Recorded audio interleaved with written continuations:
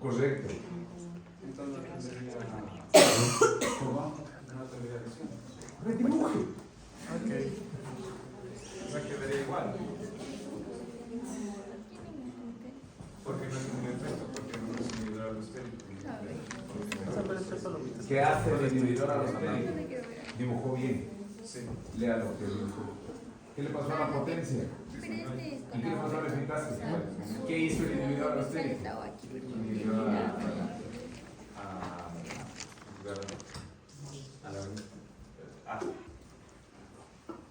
¿Qué hizo? No sé. ¡Deduzca! Ahí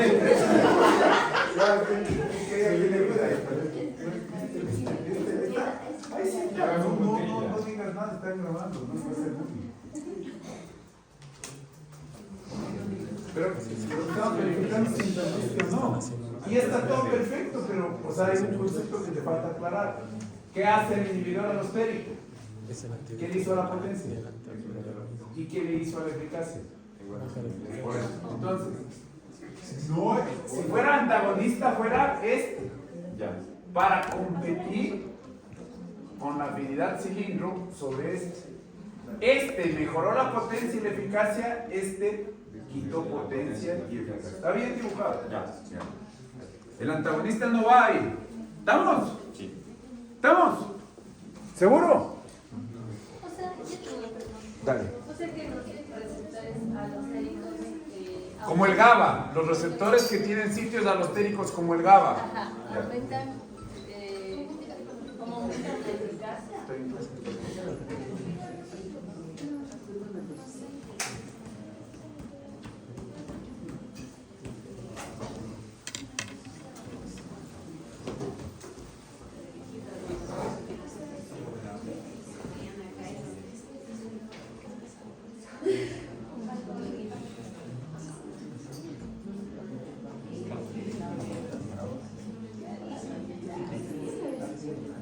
A ver, vuelven a preguntar, a ver. O sea que los receptores alostéricos. Los receptores con sitio alostérico. Con sitio alostérico, Ya. cuando ya se une, claro, cuando ya se une al receptor, aumenta. Espérate un la ratito. eficacia. Espérate, está preguntando. Dale, respeta. Está preguntando. No le disculpes, después le golpeo. Ya, a ver, ahora sí. Que si el receptor alostérico, o sea, los receptores que tienen sitios alostéricos. Por ejemplo, morfina no aplicaría, ¿no es cierto? Ya. Entonces, si yo uno al receptor, ¿eso aumenta la eficacia? Aumenta la potencia, aumenta la eficacia si le das un activador alostérico. Ah, ya. Si le das un inhibidor alostérico, disminuye la potencia, disminuye la eficacia. Pero ojo, estos son para receptores con esta conformación. Por ejemplo, adrenalina no tiene esta conformación. Para poder aplicar los conceptos de alostérico, nos metimos con el GABA. El GABA tiene esta conformación. Histamina tiene esta conformación. ¿Ya? No es una regla, no, les había advertido. Nos salimos de receptores morfina para poder ver más cualidades de la farmacodinámica, conceptos de la farmacodinámica. Por favor, pregunte. Esto tiene que estar clarísimo. La farmacodinámica y la farmacocinética tienen que estar bien claro. ¿Sí? ¿Seguro, verdad? Ah, no, tú eres. A ver, pregúntame a mí. ¿Por qué estás preguntando a él? Yo sé que eres bueno y me ayuda, pero pregúntame a mí. ¿Ya sí le explicaste bien? Sí. Verás. ¿Ya? ¿Estamos? Ya te tocó. Anda, de la más de la más que explique de la más Quiero que usted le explique. Usted es mejor que yo para esto. O sea, Si él no entendió, me toca volver a repetir la clase. Si él el entendió, A sería el que activa, ¿no es cierto?, el receptor. póngale ahí A en el cilindro. Ahí, aquí, A. En el sitio del receptor, ponle. Ahí vuela. Ese es el sitio ortostérico. Ya. ortostérico. Y aquí también tendría, el que también sería activador, ¿no? En el sitio secundario, correcto. Entonces eso daría un mayor efecto para... Indíquenle en la curva, ¿no? Por eso es el que está aquí mayor. Entonces, Bien. Entonces, el A no fue suficiente. ¿Qué tuvo que hacer? Mejorar la respuesta del A. ¿Cómo? Con el potenciador. ¿Qué hace el potenciador? En este ejemplo, incrementa la entrada de cloro. Y al haber más entrada de cloro, logra corregir el insomnio. entonces sería como que los efectos se hacen doble de lo que es, ¿no? No hables de números porque eso no hemos puesto rangos. No podría ser el doble. Cada fármaco será diferente. Con que ya le haga más que el agonista solo ya es potenciador. Pero decir doble o triple, eso no. ¿Puede decir de nuevo la definición de ortostérico y allostérico? Por favor. A ver, el ortostérico tiene la capacidad de unir. ¿Qué es? Te dice diferencia entre ortostérico y alostérico. Que uno tiene la capacidad de unir y el otro de modificar. Está bien, pero el ortostérico es el sitio principal del receptor, el alostérico es el sitio secundario. Gracias. ¿Qué más? Vamos. Aclare después. Si no aclara, el libro es más difícil leer. Por su cuenta, el libro es bien difícil. Tiene que tener claro los conceptos. Todo el inhibidor competitivo No son. Ya vamos a llegar ahí.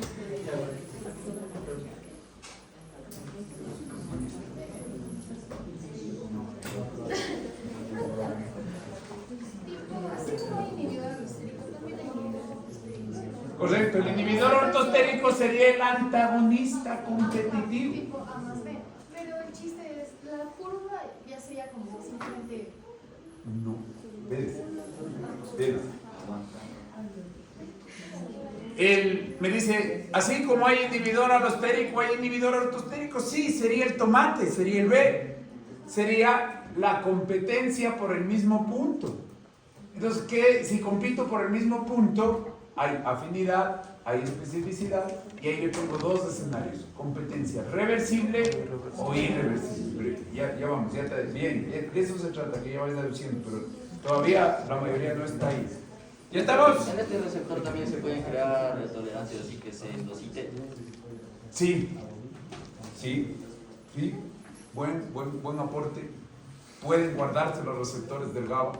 Sí. Por eso necesito cada vez más benzodiazepinas. Bien. ¿Estamos? O sea, si cuando está el receptor alostérico, no sé, se genera más cloro. Entra más cloro. Entra más cloro.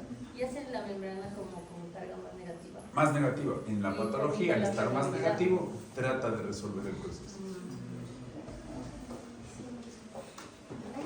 Bueno, el alostérico se usa para potenciar, pero generalmente... O inhibir, ¿no? Depende de lo que quieras. Hay activador y hay inhibidor alostérico. Y en el caso, un potenciador... Potenciador es el triángulo, el C, ¿no? Sí, pero de forma natural que no sea fármaco. Un potenciador de sustancias. Generalmente son fármacos. En enzimas podría haber cofactores para reacciones químicas cuando no es receptor sino enzimas. Pero generalmente es fármaco. ¿Estamos? Compliquemos el asunto. Ya volvemos a lo tuyo. Resulta que se tomó 20 tabletas de benzodiazepina. Y ahora no está en sueño, sino está en coma. Hay que salvarle la vida. Hay 6 opciones para aplanar la curva. Opción 1. De las 6 opciones, solo una va a servir por evidencia publicada. Las 6 son modificaciones hipotéticas, experimentales de laboratorio. Una es la mejor forma para salvarle la vida a este paciente que está en coma. ¿Qué harías? Adrenalina para que se despierte, me gusta. Opción 6. Pero la adrenalina no le despierta. El contrario del GABA, ¿cuál es? La adrenalina arranca más el corazón que el cerebro. Está bien tu hipótesis, pero acuérdate, ¿cuál es el contrario del GABA? Dejo de tarea, ¿ya? Pero buena respuesta, buen aporte. Me dice, utilice una sustancia que trabajando en otros receptores arregle y le despierte. Bien. Son 6, ya me dio la sexta. Activas el inhibidor. Vaya, indique por favor, pase.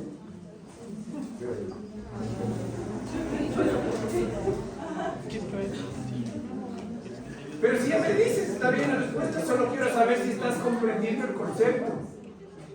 ¿Cuál le vas a dar? ¿Cuál era? Ya, gracias. Sí puedes. ¿Qué hizo? Le dio el inhibidor alostérico para tratar de aplanar la curva. No le salvó. Opción inhibidor alostérico, pero no le salvó.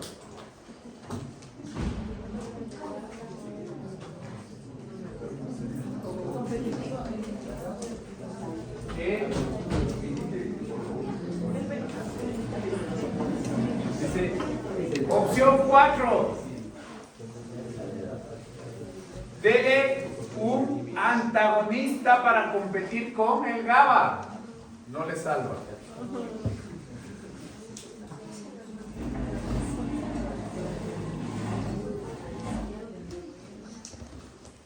Le vamos dando una sustancia fuera del receptor, un inhibidor alostérico, aplana pero no le salva. El B aplana pero no le salva. Estoy compitiendo con el GABA, con el B, no le salva. Sin malas palabras.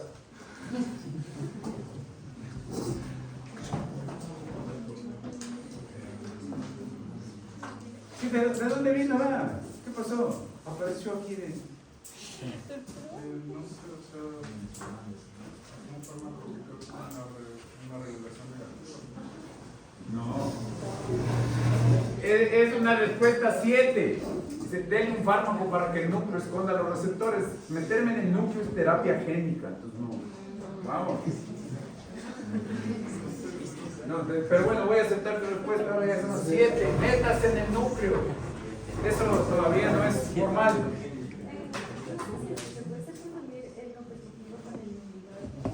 Explíqueme, por favor. O sea, a ver, pero vamos, ¿cómo entendiste?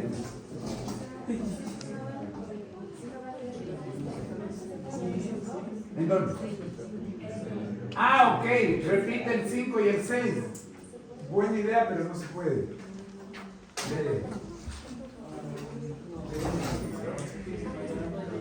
Pase.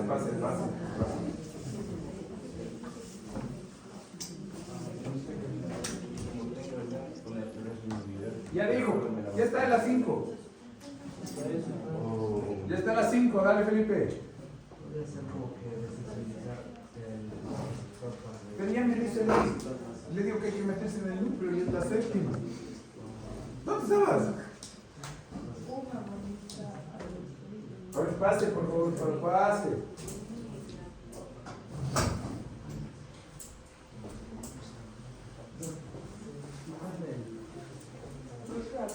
Y dígame qué es lo que quieres hacer.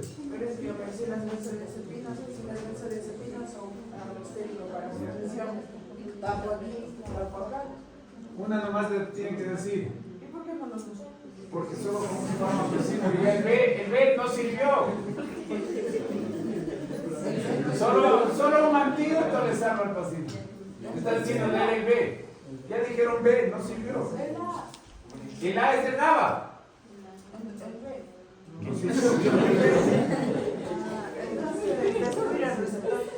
Destruir el receptor, lo mismo que le dijiste vos. Ella tenía la respuesta, pero no se puede ocultar la respuesta fácil. Voy a botar el teléfono.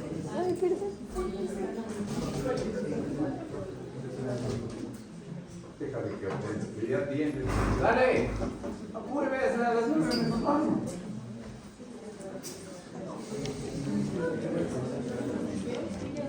¿De dónde? ¿El B? Otra vez B, decimos que no.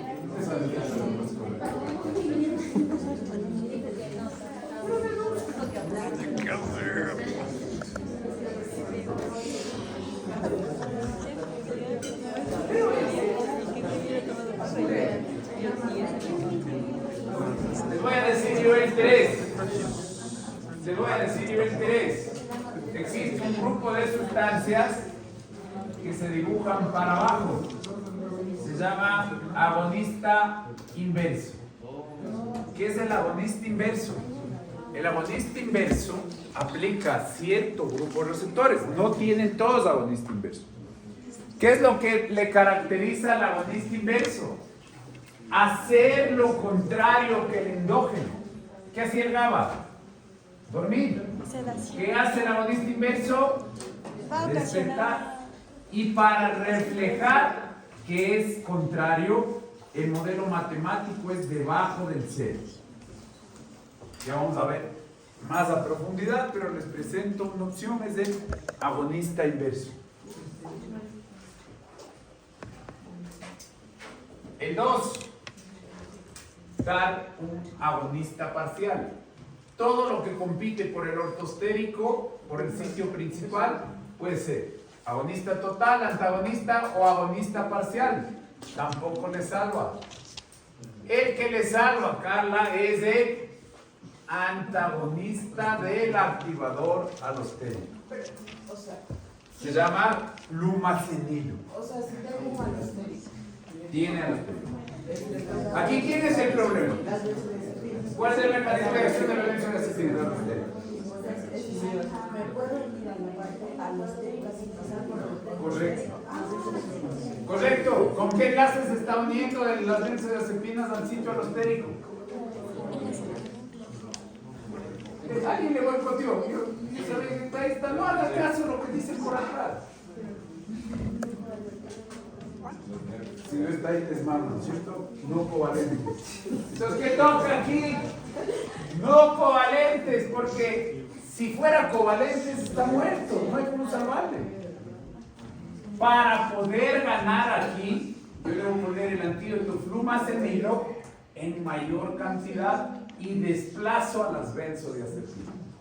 El antagonista del activador alostérico se llama flumacenilo. Entonces, ahí están todos los conceptos de las competencias. 6 opciones más la nueva de modificar el núcleo, terapia génica. ¿Cuál es el contrario del GABA? El glutamato. Entonces, hipotéticamente, yo podría ir y comprar la droga sales de baño, que es estimulador de los receptores del glutamato, para despertarle al paciente. Adrenalina es hemodinámica más que neurológica. Si te doy la droga, que se llama sales de baño, estimulo el glutamato y podrías despertar. Entonces, ¿qué hice? Como en este receptor ya no pude trabajar, me fui al receptor que fue el receptor NMDA, para despertarle al paciente con un exógeno que utiliza el receptor del glutamato. Como ese utiliza otro receptor, se le llama antagonista fisiológico. Hace lo contrario, pero en otros receptores. Está bien deducido adrenalina, pero adrenalina es más hemodinámica que neurológica. Entonces, de todas las opciones que les planteé, la evidencia dice que el que funciona es el flumacenil. Ok. Ahí está el A más C, está el A más D y el agonista solo. Ya vamos a dibujar el A más B. El receptor tiene capacidad de generar una respuesta intracelular gigantesca. Y ahora les voy a presentar un concepto excepcional, un concepto que no es regla, es un concepto raro. Se llama actividad constitutiva. ¿Qué es la actividad constitutiva? Es la capacidad que tiene el receptor de benzodiazepina, que tiene el receptor de histamina, para activarse, pero con una condición: sin estímulo. Entonces vamos a resumir. La actividad constitutiva es una autoactivación. Es chiquita, 5, 6, 7%. La actividad constitutiva es autoactivarse y la tienen solo pocos receptores. Ejemplo, histamina o benzodiazepinas del GABA. Ok. Esta es la curva de distribución normal.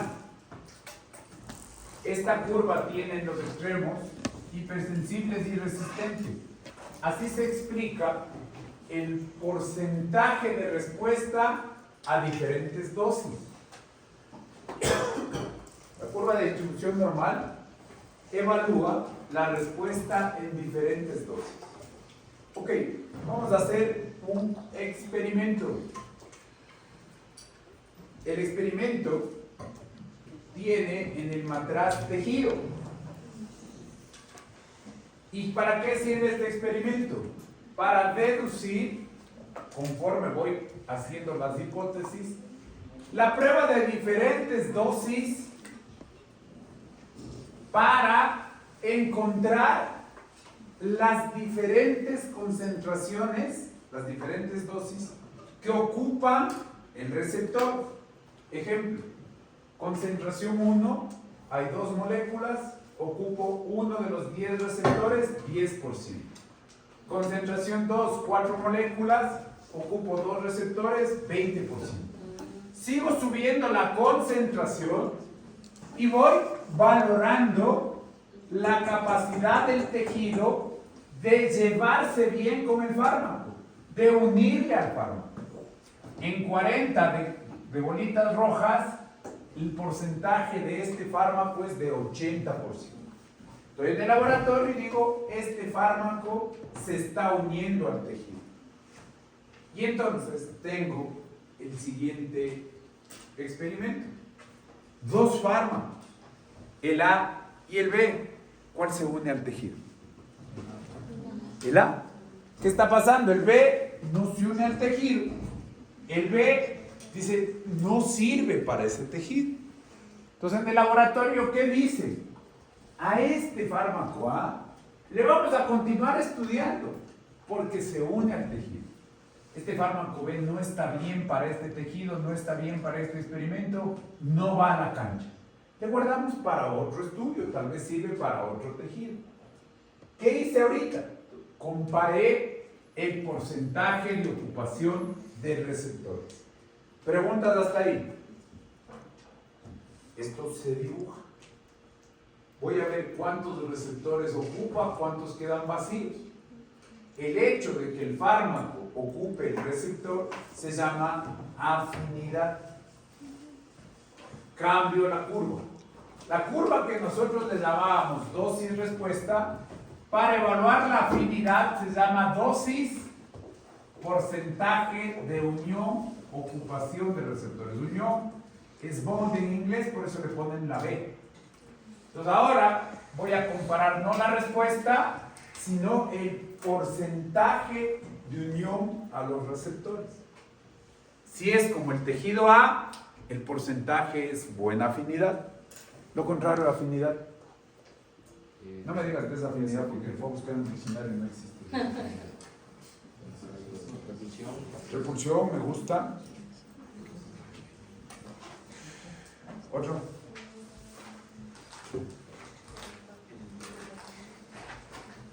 Afinidad, lo contrario, repulsión. Un man con el que tienes repulsión no te pegas una cerveza ni de fondo.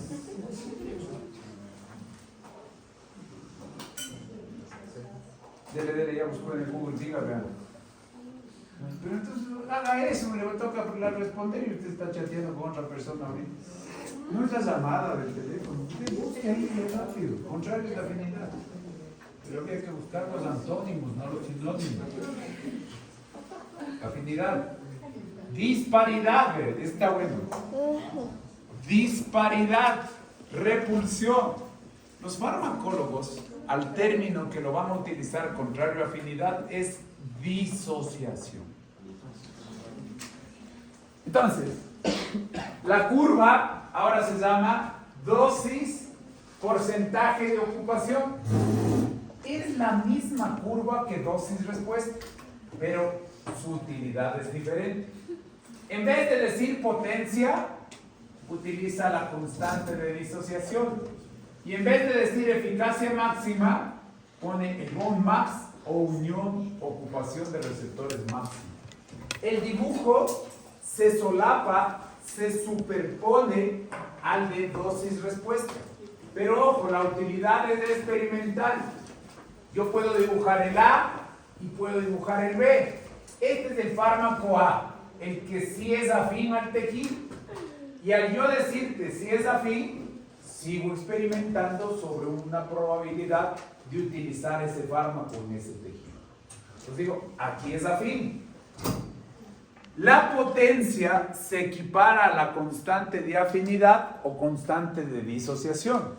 Si son lo contrario, son inversamente proporcionales. Depende cómo tú quieras interpretar la curva. Si dices, es afín, es igual a la potencia. Mientras más cerca del cero, más afín o más potente. Mientras más lejos del cero, como el fármaco B, menos afín, menos potente. Al revés, utilicemos la palabra disociación. La disociación es irme del cero. Si el fármaco es más disociado, más repulsivo o más... ¿Qué era para la otra edad? ¿Cómo era? Dispar. Entonces, es más dispar, más disociado, es más a la derecha. Acá está la disociación, acá está la afinidad. Utilidad, saber con qué tejido me pego. Ok, concepto de actividad constitutiva del libro. En ausencia de cualquier agonista, no hay estímulo. Parte del receptor existe en su forma aérea activa, parte del tiempo. Por lo tanto, puede tener los mismos efectos de si se uniera el agonista. Porque es importante este concepto raro, especial, exclusivo de cierto tipo de receptores. Porque el agonista inverso quita la actividad constitutiva. Saquemos a limpio que tenemos hasta aquí. Agonista, afinidad y actividad intrínseca. Antagonista, afinidad sin actividad intrínseca. De hecho, ese estorbo que estamos llamando bloqueador o antagonista neutral. Agonista parcial, afinidad y cierta actividad intrínseca. Agonista inverso, tiene afinidad, actividad intrínseca, pero contraria al endógeno de ese receptor. Se dibuja para abajo. Aquí le pone para abajo. Y te dice que el agonista inverso quita la actividad constitutiva. Ahí también te dibuja para abajo. Y desde la actividad constitutiva de 3-4% le va y le dibuja hacia abajo. Entonces, para ser agonista inverso, no todos los receptores pueden recibirlo, solo cierto tipo de receptores. Por ejemplo, benzodiazepinas, o GABA, GABA. Por ejemplo, histamina. Morfina no tiene agonista inverso, no tiene actividad constitutiva, no tiene esa cualidad. Entonces, el agonista inverso, ¿qué es lo que hace? Unirse al sitio ortostérico, quitar la actividad constitutiva y, lo más importante, hacer lo contrario que el endógeno. Vamos a hacer práctico este concepto. No se ve bien, pero este paciente está con urticaria. ¿Qué sustancia genera la urticaria?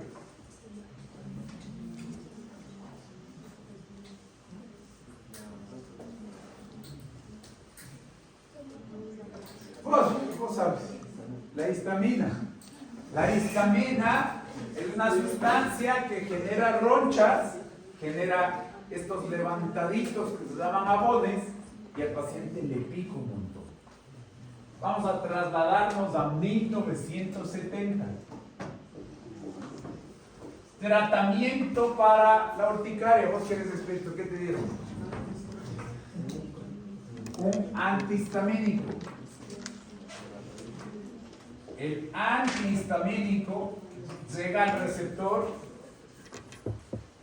bloquea e impide que el endógeno histamina se una al receptor, por lo tanto, deja de haber ronchas y deja de haber prurito. ¿Estamos? Me voy a cambiar al año 2000. En 1970 se asumía que aquí había un antagonista neutral. En el 2000 llega el paciente con el cuadro clínico de urticaria. ¿Qué le prescribo? Un antihistamínico.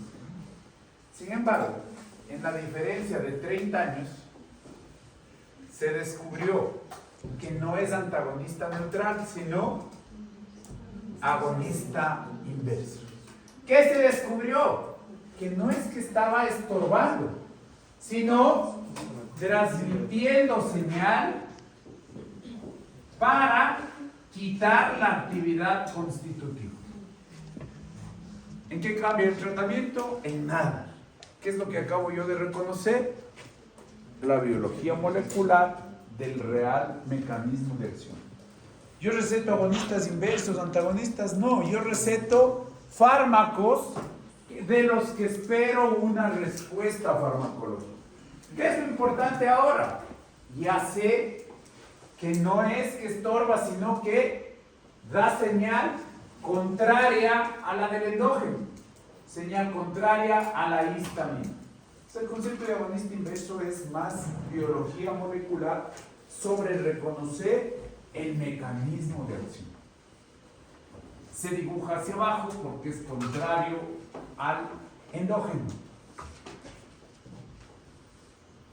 El antagonista fisiológico utiliza la regla receptores diferentes. Yo voy a poner ese ejemplo, GABA y glutamato. Aquí sería, ejemplo, una hormona que suba la glucosa y otra que en receptores diferentes baje la glucosa. El antagonismo fisiológico sería entre corticoides e insulina. La regla para hablar de antagonismo fisiológico es que haya receptores diferentes. Otro ejemplo, la histamina puede llevarte a bajar la presión arterial. Entonces yo debería buscar un receptor que suba la presión arterial en otro receptor. La histamina baja la presión arterial en el receptor histaminérgico 1. Para subir la presión arterial, yo utilizo adrenalina en el receptor adrenérgico alfa 1. Entonces, como tengo efecto contrario en receptores diferentes, se les llama antagonista fisiológico.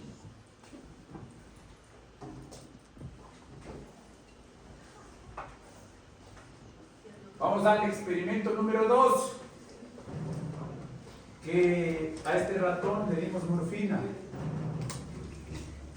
¿Qué le pasa al ratón si le das morfina? Solo vea la foto, por favor. ¿Y qué?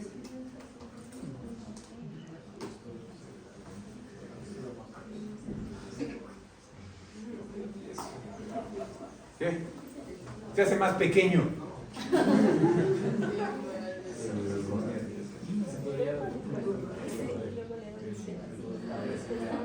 Verán, estamos en un experimento. Está bien, se queda tieso, pero por favor no puedo poner en el experimento se queda tieso. Tengo que poner, ¿qué hace la morfina?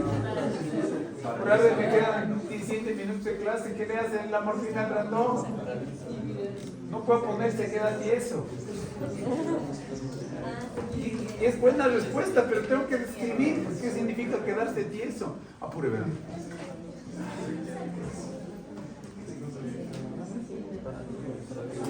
¿Qué? Dígame, ¿qué pasa? ¿Cómo que fue paralizado? No, ¿dónde? El de acá, el de tu otra derecha, acaba de recibir, sí, claro, ese es el efecto.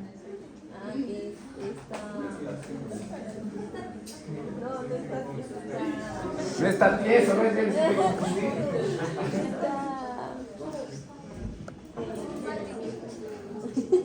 más chiquito, otra vez dice, ve, que se hizo más chiquito. En español. Más energía. Se ve más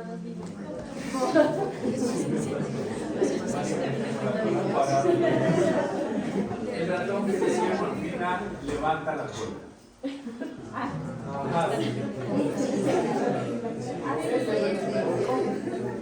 Encuentre el ratón sensible. ¿Dónde está el ratón sensible? Pase. Encuentre el ratón sensible. Pase. Pase. Indique dónde está grabando. Pase.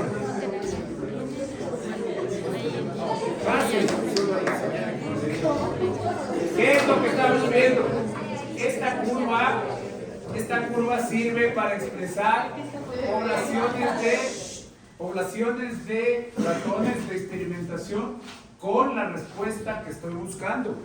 Esta curva prueba dosis en diferentes ratones. Espérese. ¿Qué es ahí? El gráfico que usted utilizó para explicarnos desde el momento cero. No ha recibido todavía nadie morfina. Dosis cero. Encuentre el resistente.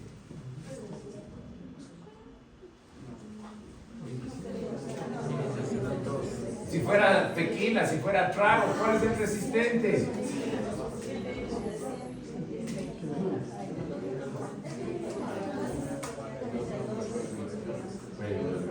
Estoy de apuro.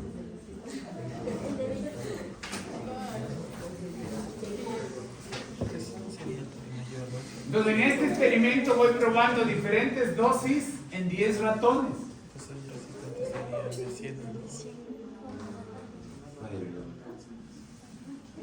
¿Es ese?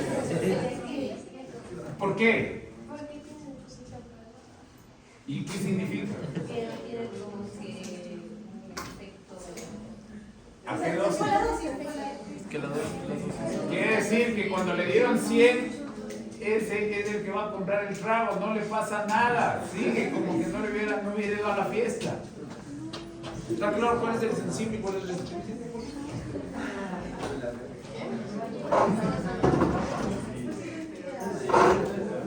Por eso la dosis más alta, el que no tenga el efecto. Sí.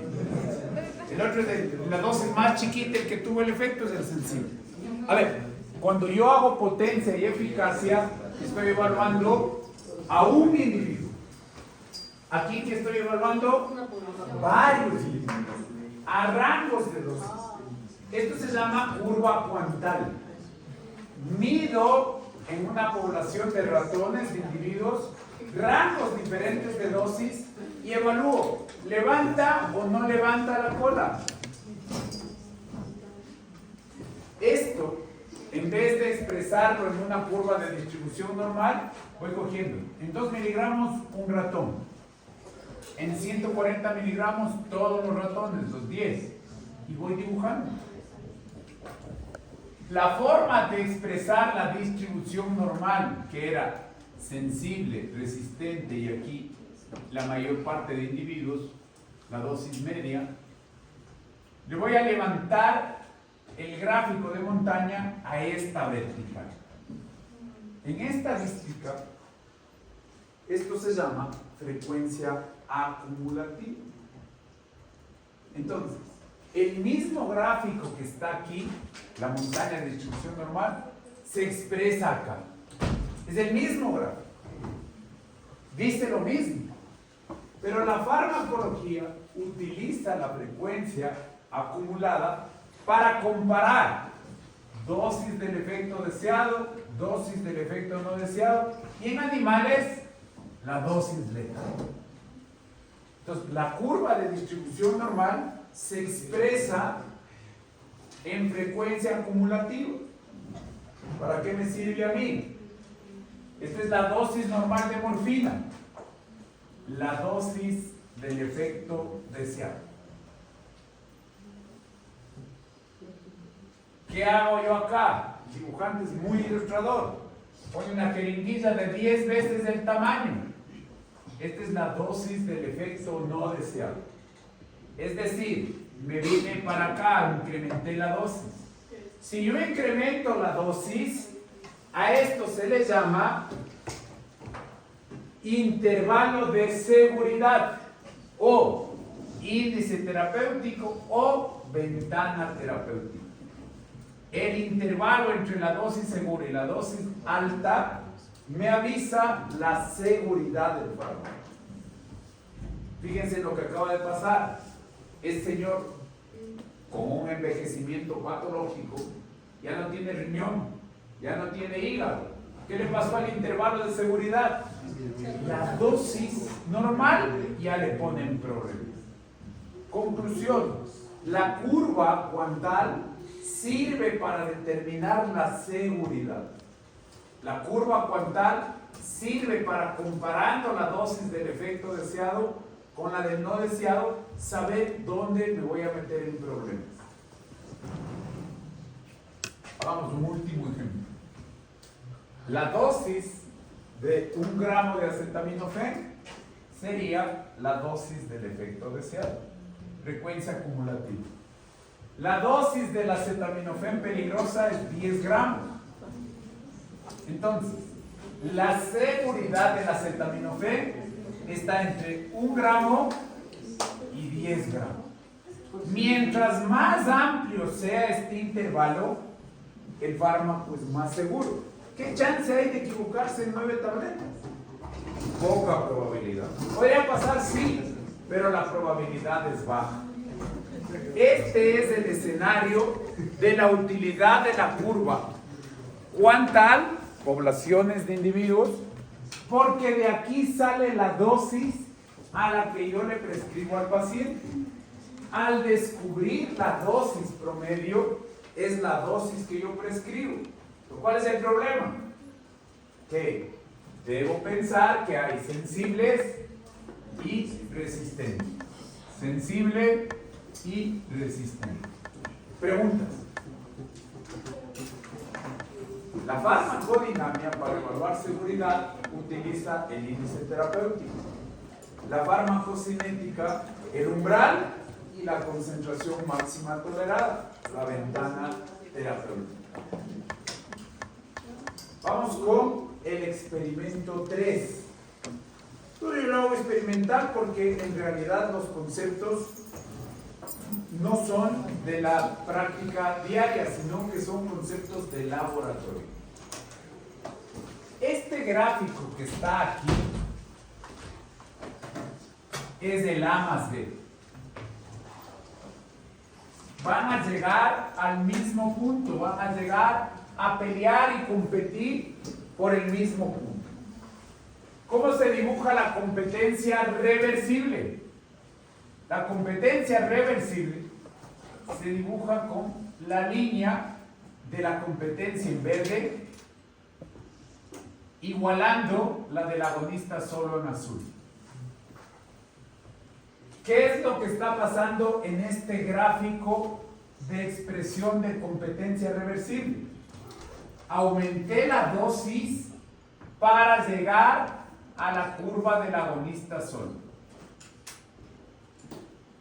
¿Cómo se grafica la irreversible?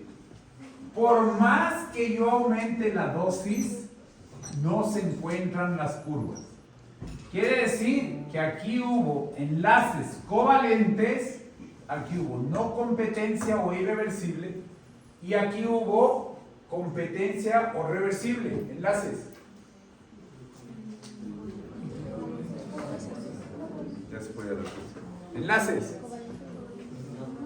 no covalentes. Entonces, ese sería el A más B. Ahora sí, pregúntame. ¿Sí? El A más B que logra llegar a la eficacia del agonista solo, perdiendo potencia, incrementando dosis, es competencia real. Enlaces no covalentes.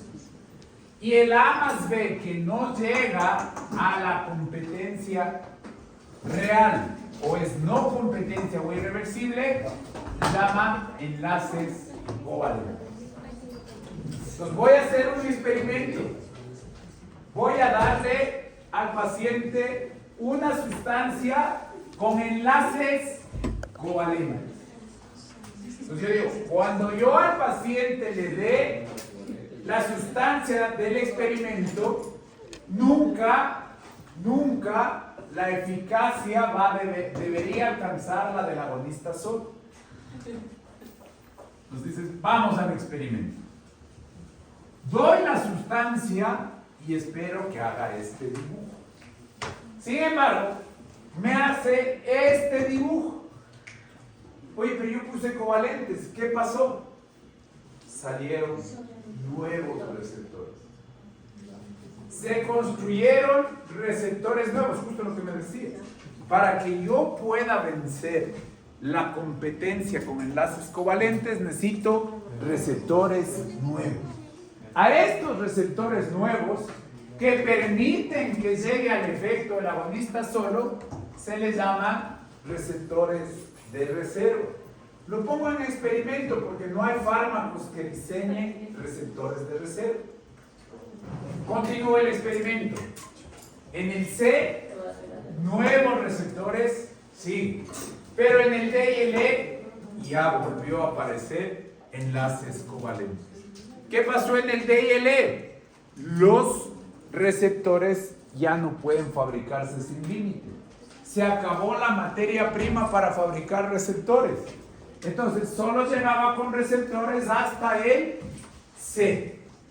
Esto, repito, lo planteo como experimento porque no es un arma de la terapéutica sacar receptores del núcleo.